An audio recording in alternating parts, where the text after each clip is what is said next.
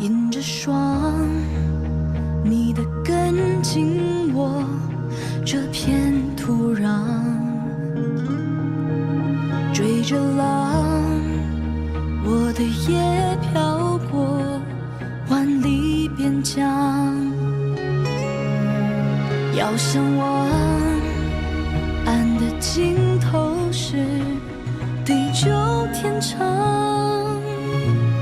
当相遇又别离，当相依又远去，我不曾忘记。剪影刀光，划破斑驳的天空，夺下的梦，破碎在风中，长风破浪，看千帆横渡桑田沧海，戎装红装飞扬，凝固冰雪那凉，忘了有缘一场，唯愿你在身旁，不负春光，收藏天边笑脸，陪你天涯仗剑，看萤火落双肩，红尘无悔无憾。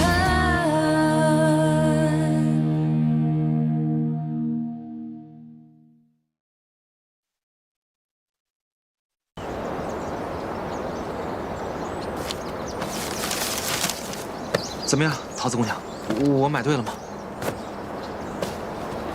小薇让我给皇孙殿下配的假死药，可是复杂的很呢。要是找不到所有的药材的话，这药可就配不出来了。这里面还差着好几味药呢。可是集市上的药材铺子我都已经跑遍了，你要的那几味药材实在是买不到。那要不然我陪你上山采药材吧？那我前些时日呢，配制了一副毒药，只要人沾到身上啊，就会奇痒无比。我倒是把解药给研制出来了，就是苦于还没有人来帮我试试，不知道到底有没有用。那我来治。这可是会很痒的，我可没跟你开玩笑。万一我那个解药不管用，你至少会痒上3天3夜的。没关系，桃子姑娘，我相信你。行，那就这样。既然你都帮我试了解药，17郎要的药材，我一定尽快给你配好。好。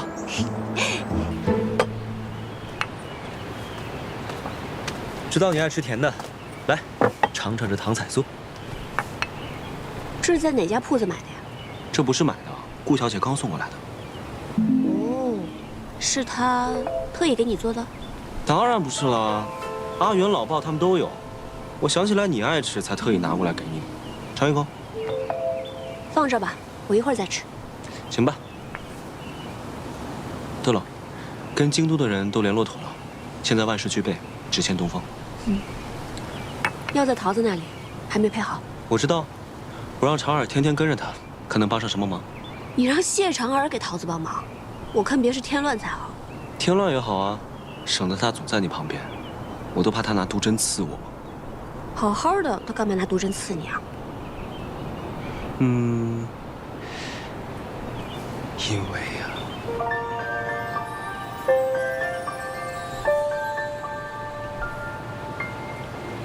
咱们拔营吧。与镇西军同住在这里十分不便，哪怕今日在外面打营仗，也要搬出去。是。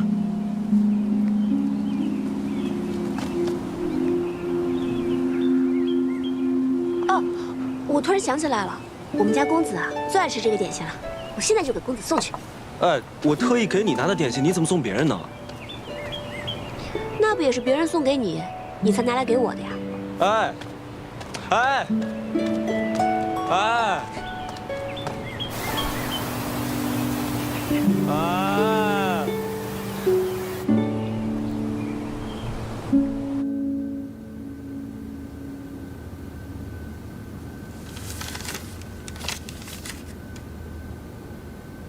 大都督，镇西军和崔家军携手攻克东都，我云儿以身殉城。崔家军进不即刻回援瀛州，还与镇西军联手攻打洛阳。崔毅的儿子崔林，看到往日的形势，就知道他十分沉得住气。彼时的战局，倘若是我也定会先攻洛阳，再救瀛州。可洛阳城池坚固，粮草充足，福原儿只需坚守不出。镇西军和崔家军便是士众10倍，也绝无可能在短短时间破城。而且福原儿乃是沙场宿将，又岂会败于2个小儿之手？此战失利，是我用人之错。此次洛阳之失，倒是给我提了个醒。强敌不过是外力，真正能摧垮自身的，往往是内力。这西长京看似固若金汤，恐怕已有漏洞。臣这便着人去查京都各世家，严防其与逆军暗中勾连。暗中勾连之人，又岂止在世家呀？石七郎，崔家军拔营了。什么？拔营？对。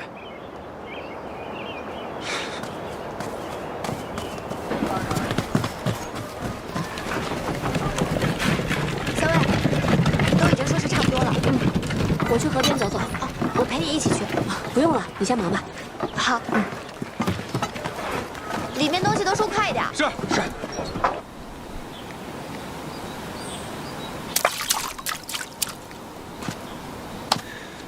怎么说都不说一声，就突然要拔营搬出城了？我们崔家军如何行事，还要向皇孙禀报啊？那倒不是，只是走得匆忙，想起不能送你一程，又想起不久后你便要回瀛州，从此山高水远，不知何时才能相见。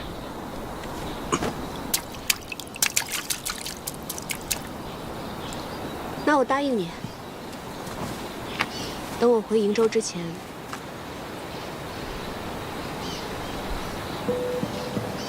一定好好来跟你道别。你说的。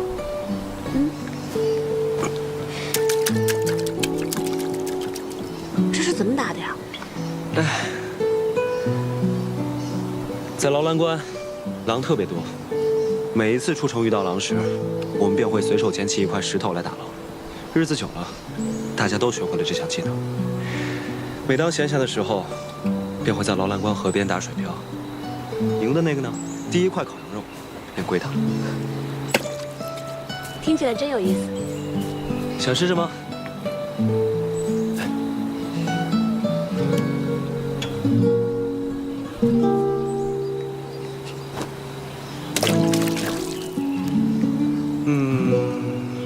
不够远，我教你。我教你，拿着。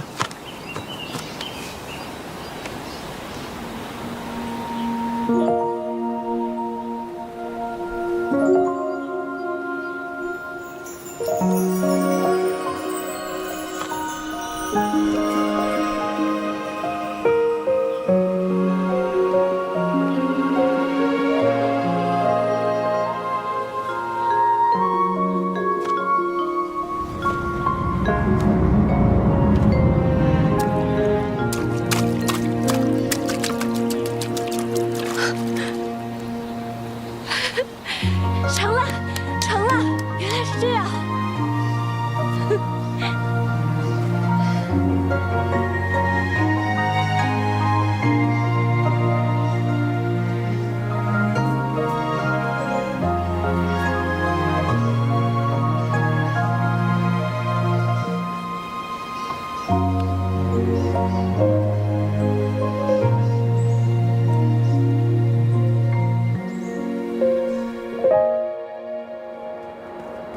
石七郎，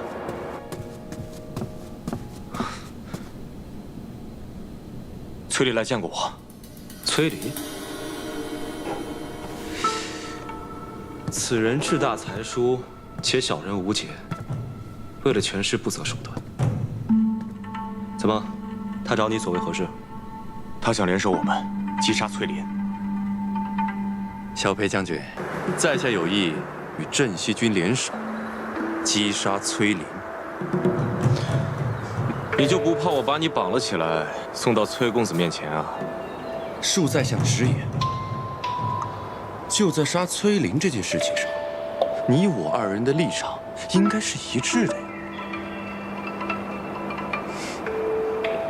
从望州到洛阳，我那个堂弟应该没少给你们添麻烦吧？如若没有他，粮草你们有了，这城池你们也早就拿下了。小裴将军，你难道就没想过斩草除根，除掉这个心腹大患吗？在下可以向你保证，等崔林死后，这崔家军由我节制，到时我一定拥戴皇孙，以镇西军马首是瞻。事成之后，洛阳由我节制，如何？张口便要洛阳，你胃口不小啊！小裴将军，这洛阳由在下节制之后，镇西军便可长驱直入，直奔的西长京。届时，你们能够击杀孙敬那个逆贼，这全天下都是皇孙的了，自然可光复大玉王朝。到那时，还会在乎区区一个东都吗？是吗？如此，便一言为定了。在下斗胆，还想向将军讨一信。什么信？还请劳烦皇孙手书一封，言明事成之后，那洛阳由在下节制，如何？小裴将军，这是何意啊？崔公子想要皇孙殿下的手书，也要看能不能杀了崔林。你什么事情都没干，就想要手书，恐怕不太合适吧？啊？是，将军说得对。不如这样，在下先去把崔林的手下们给，待事成之后，再向皇孙讨要信物，这样如何？届时再谈吧。此等小人，必须告知崔林，让他提防一二。十七郎，我知道你要说什么，不过我还是想堂堂正正，与他在战场上一决高下。我并不愿意看到他被小人暗箭所伤。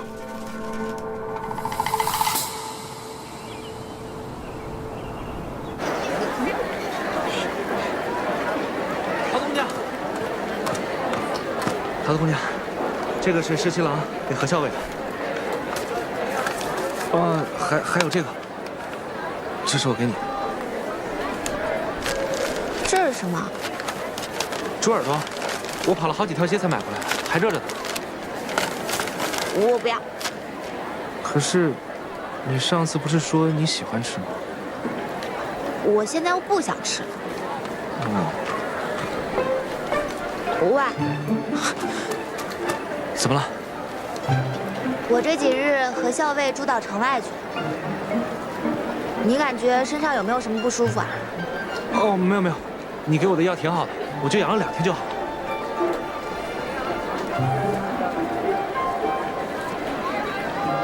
喏，这个给你，每日涂3次，这回的药包管灵验。谢谢桃子姑娘。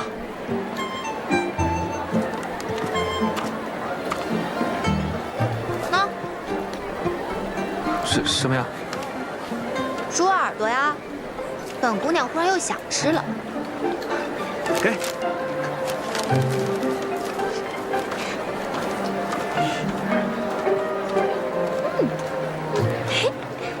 姑娘家真奇怪啊。校尉，皇孙殿下的信。你怎么这么高兴啊？没有啊，我有什么可高兴的？难道不是因为耳朵？什么耳朵？那不是猪耳朵吗？校尉，取笑我，我不给你吃了。阿莹，闻得崔家军中有叛者，欲谋崔公子性命，恐有利害阴谋。你与公子左右多加留意，有别后珍重。从今日起，再增加1支亲卫保护公子。此去营州，行军路途复杂，务必要保护好公子的安全。是。这就全办。阿莹，怎么忽然想起来要增加我的护卫了？公子，收到线报，崔离玉对公子不利，我军即将拔营，公子的安危必然是重中之重。阿莹，不用担心我。连番行军辛苦，你本来思虑就多，应当要好好保重。为公子考量是我的本分。你呀，桃子，帮我把这封信交给谢长耳。怎么了？你最近总是取笑我不给你送信。你这是不想送信呢，还是不想接谢长耳啊？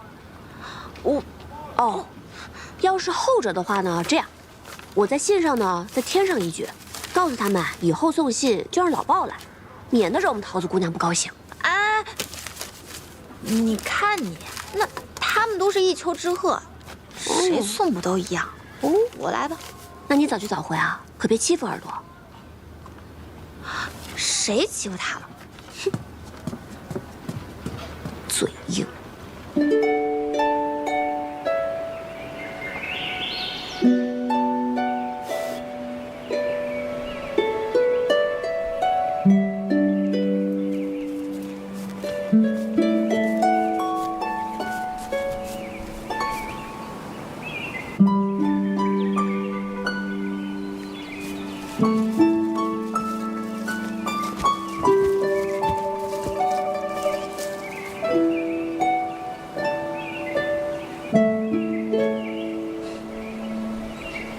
皇孙，这是睡着了？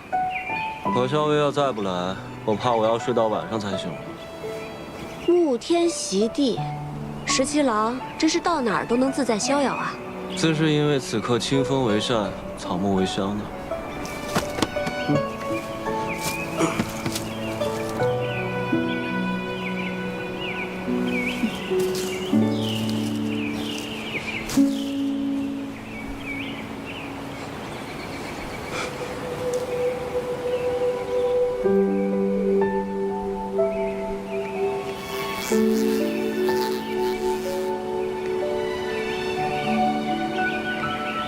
你睡着了？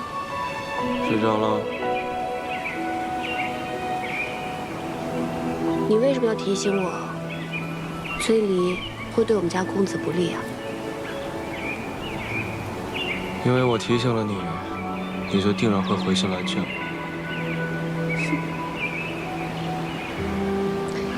若是我偏偏就不约你见面呢？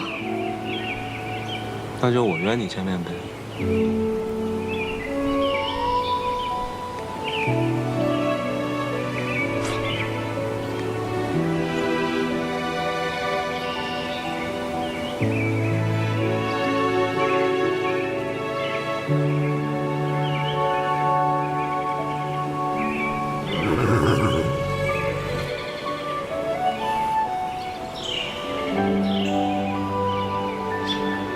我要回瀛州了，答应过你，要和你好好告别。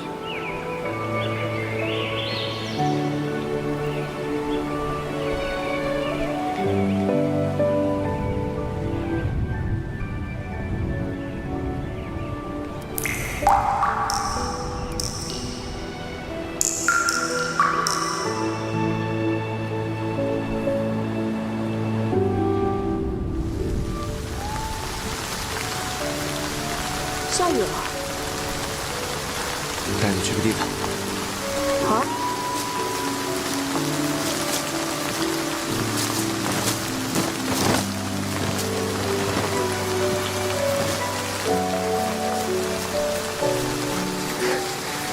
没想到皇孙还准备了这么一间屋子。那是自然。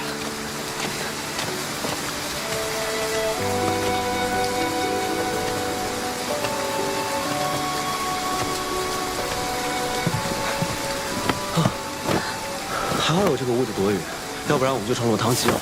皇孙落汤鸡的样子，我又不是没见过。巧了，姑娘落汤鸡的样子，我也见过几次呢。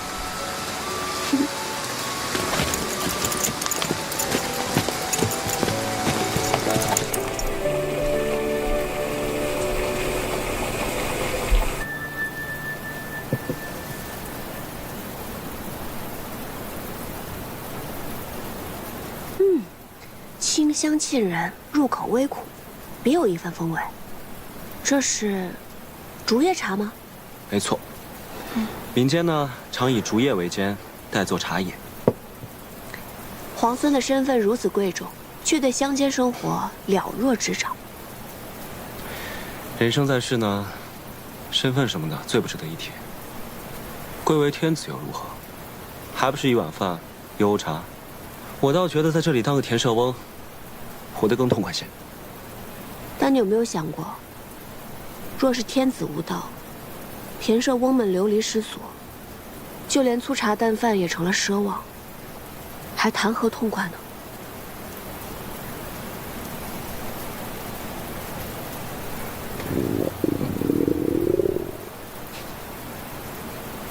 也不知道这儿有没有一碗饭，可以填饱我们田舍翁的肚子。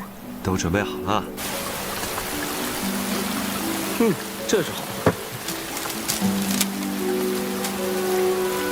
哇，这不行。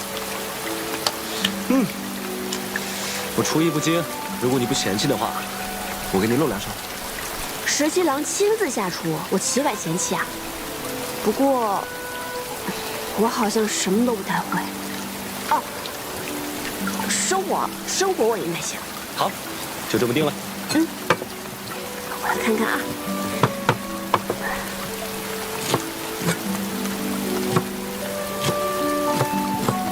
没想到皇孙准备了这么周全的食材。我怕你肚子饿呀。哇，你还真的会烧菜啊？这有什么的？我们在劳兰关，洗衣、打猎、缝纫、做饭，不都是自己来做？那你在劳兰关的时候，没有带侍婢吗？我要带侍婢的话，与我在京都王府里的生活有什么分别啊？身为皇孙，却不喜欢王府锦衣玉食的生活，倒是有趣啊。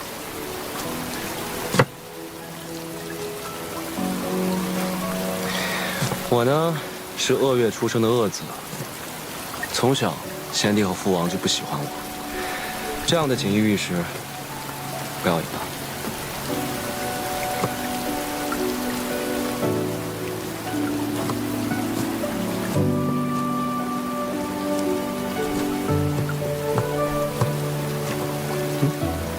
拉风箱烧火呀。好。烧火放火是我最擅长的。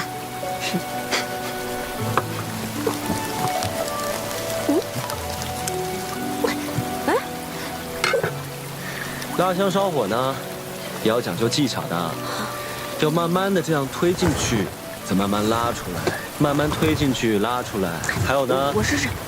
火候很讲究的，可不能忽大忽小，这样炒出来的菜就不好吃了。放心吧。来。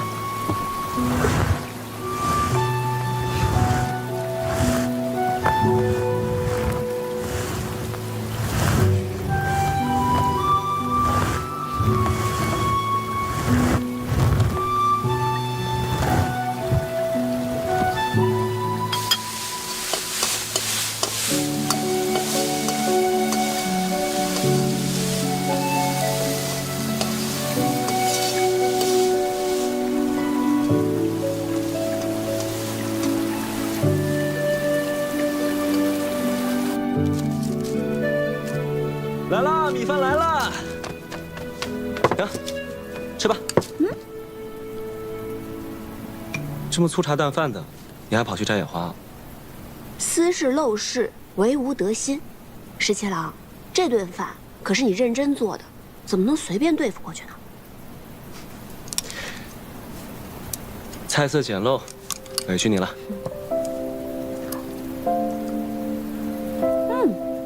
如何？好吃。那你就多吃点。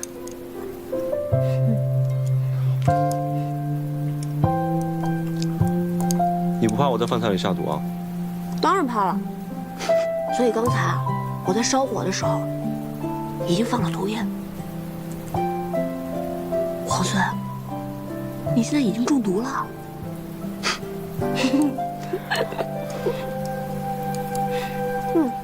这个好吃。这才是我拿手的。这个你再多吃一点。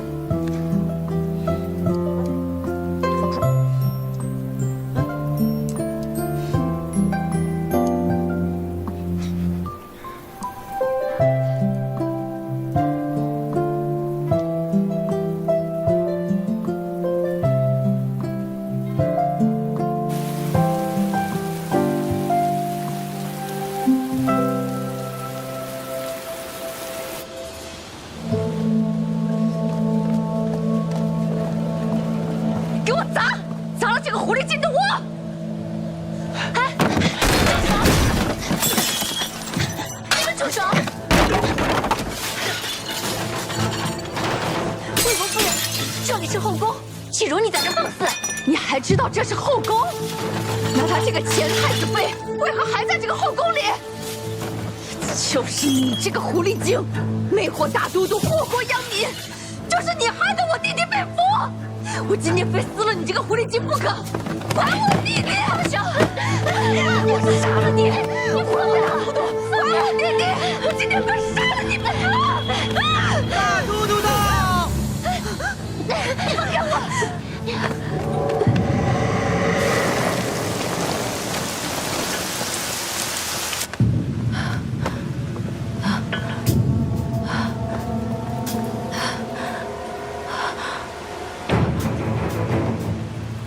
来人，魏国夫人病了，不得下去，速速请御医。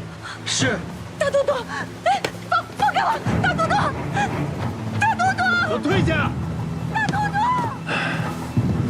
如何？你受伤了？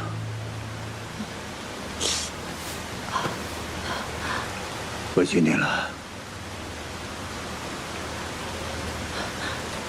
切不委屈。我早知道就会有今日，怎会委屈？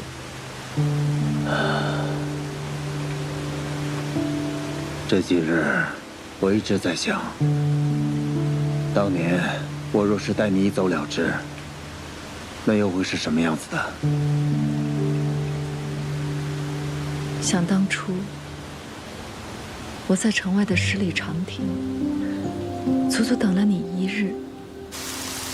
直到太阳落山，也没见你来，我就知道你再也不会来了。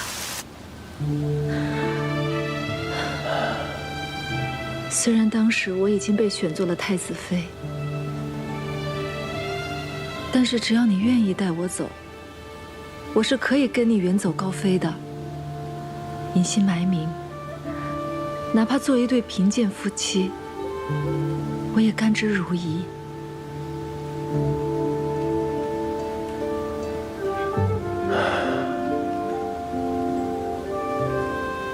是我辜负了你。不，我也知道，你上有高堂老母，下有弱弟幼妹。若你真的带我一走了之，那就是满门抄斩的大罪。我如今罪孽深重，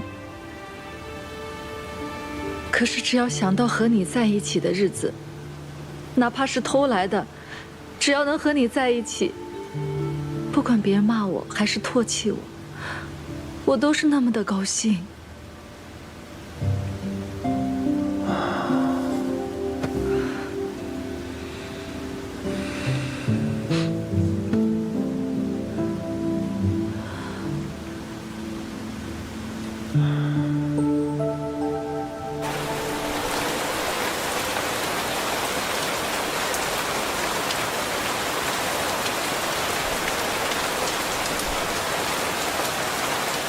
韩将军，咱们现在距离西长京，是不是已经很远很远了？已经有数千里了，也是快马驰骋，也得10数日。母妃最后跟我说的是，阿泽，你快逃，逃得越远越好。可是韩将军，我不想再逃了。我是太子的长子，我是国朝的太孙，但现在我每日都像老鼠一样东躲西藏。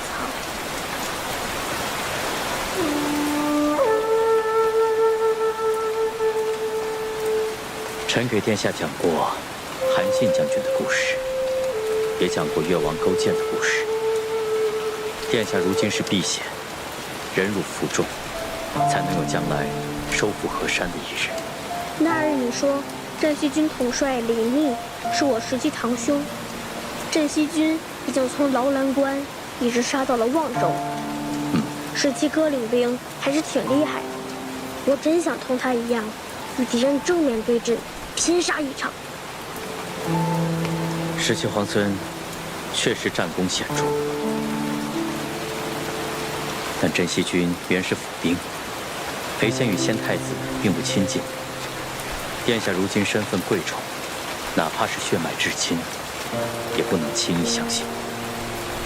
何况梁王殿下还被孙敬扣在西长京，只怕李逆有所顾虑，所思甚多。韩将军，那我们什么时候才能回到西长京呢？定有那日的。臣一定护送殿下重返西长京，浩浩荡荡，堂堂正正。自从孙敬起兵，我离开平凉后，就再也没有这样一个下午可以如此安逸。能遇知己，在屋檐下相遇的这份闲心，更难得。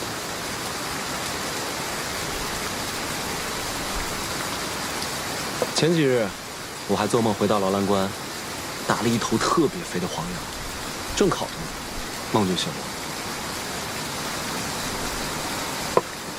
我很好奇，劳兰关真的有那么好吗？值得你如此念兹在兹？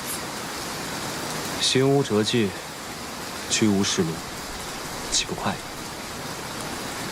日后，我邀你同我一起去劳兰关，你可愿意？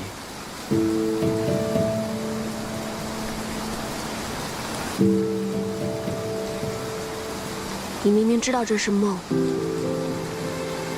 树欲静而风不止。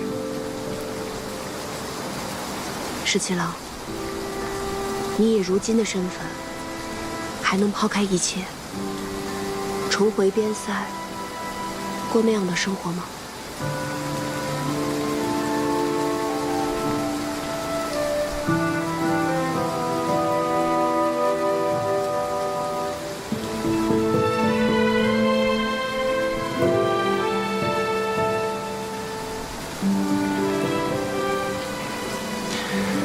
难得有一场好雨，将你我困在这里。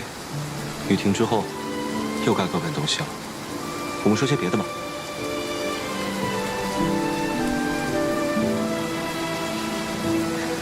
好，那就说说你吧。你小的时候是不是特别顽皮呀？何止顽皮，简直顽劣。我父王打我的藤条都不知道断了多少根呢。看来梁王殿下这番苦心管教，这收效却是甚微啊。我倒不怕挨打，我就怕念叨。我娘生我时，难产而亡，整个王府之中，只有董王妃对我十分照顾。我父王又不喜欢我，我的2位兄长都仗着父王的偏心，总让我顶包挨打。日子久了，父王就更讨厌我。见到我就皱眉。真想不到，你还受这样的气。我那2位兄长都是董王妃所生。我娘是董王妃身边的侍女，听说从前义不得宠，幸好董王妃对我娘十分照顾。我阿娘过世之后，又是董王妃抚育我，为着王妃，我也就万事不与兄长们计较。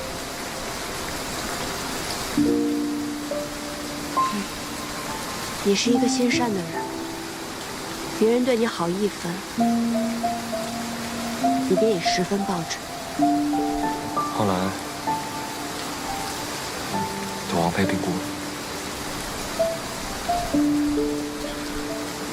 我在家中了无牵挂，也厌倦了在京都的生活。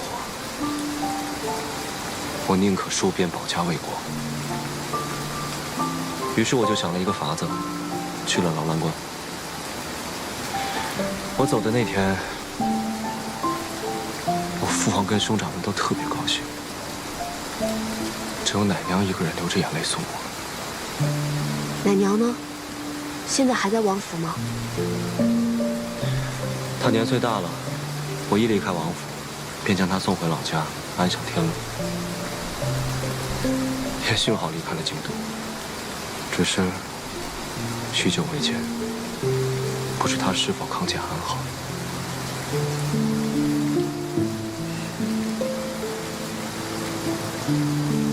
还能有记挂着的人，就不会觉得孤独。我阿娘也去世很久了，我都已经快记不得她的样子，但每次想到她，都觉得她在陪着我，我也不会觉得孤单。你小时候是什么样的人？我真想象不出来。我猜你一定是个人小鬼大、难缠至极的吧？我从小是被当成男孩子养大的，读书练武和其他的男孩没有差别。男孩子学什么，我就要比他们学得更好。都是你爹娘逼你的？不，是我自愿的。我是女儿身，志向与男儿无异，本就该付出更多努力。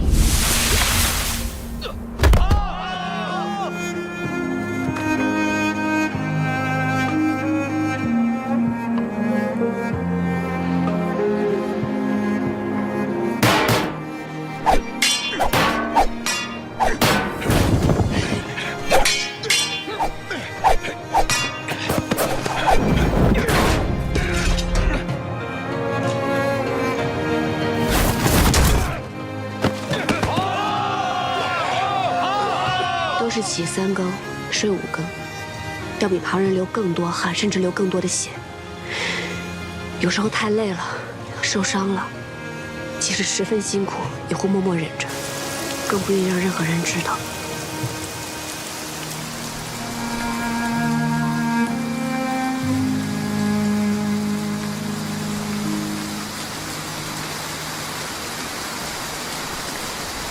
在想什么？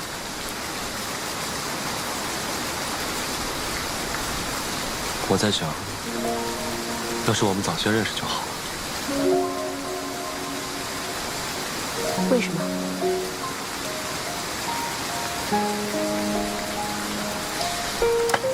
这样我们就能一起练武，一起读书，一起打仗，闲来无事，还能像这样聊聊天。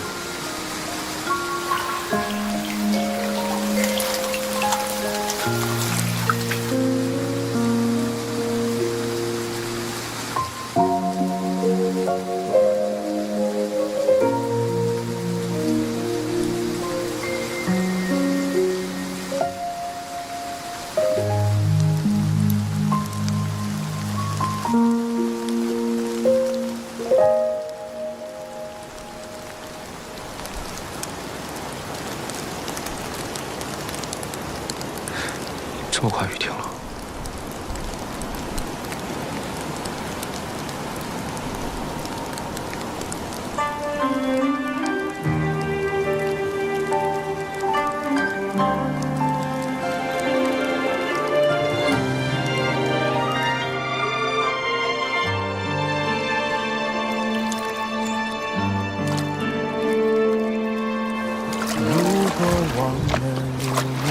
回去吧。好。撕了沉默，落在你心上的斑驳，那牵扯使我难舍。如果思念不曾遗落，眷念着回到最初一刻。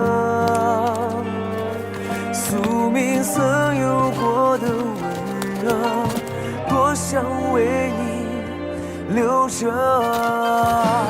如果爱记得我们曾承诺过，从此爱上我，也要为你活着。沿着记忆的轮廓，等待是我的执着。如果爱情送君千里，终须一别。回去吧。我再送你一程。我会为你爱着，心愿为了你割舍，一直等着你回应我。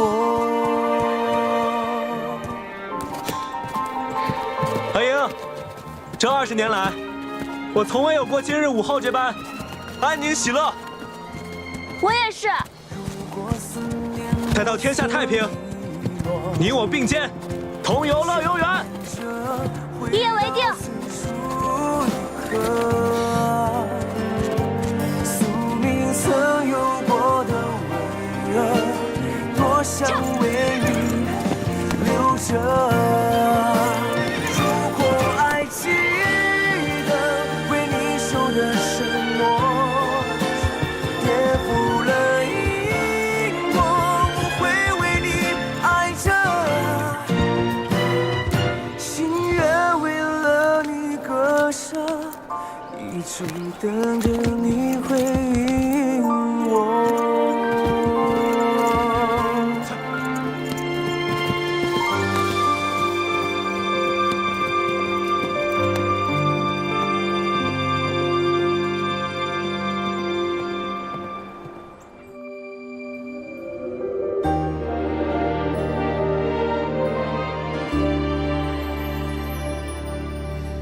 命定的缘分，却错位的身份，无尽的安然，想逃离这纷争。